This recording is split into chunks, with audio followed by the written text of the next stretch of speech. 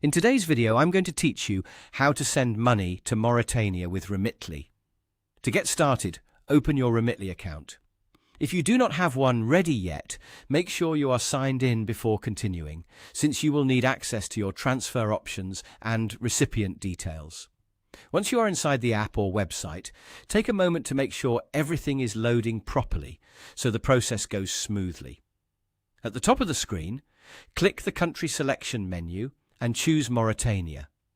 This step is important because it sets the destination country for your transfer and makes sure you see the correct delivery and payment options available for that location.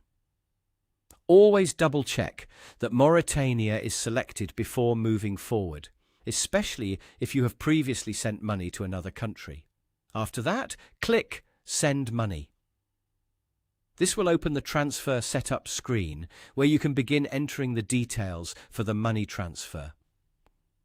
Remitly usually organizes this page clearly, so just follow the sections one at a time. Next, if the recipient's contact is already saved in your account, simply click on that contact to continue. This can save time and reduce the chances of entering information again. If the recipient is not saved yet, click New Contact and then select their country. Be careful here and make sure the recipient information matches exactly with the person who will receive the money. Accurate details help avoid delays later in the process. Once the recipient is selected or added, enter the amount you want to send. As you do this, pay attention to the transfer summary on the screen.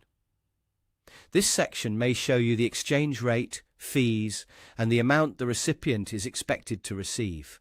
Reviewing these details before continuing is a good habit because it helps you confirm that the transfer looks correct. Next, select the delivery method. The available options may vary, so choose the one that best fits how the recipient will receive the funds. After that, select your payment method. This is how you will pay for the transfer, so choose the option you prefer and make sure it is available and ready to use.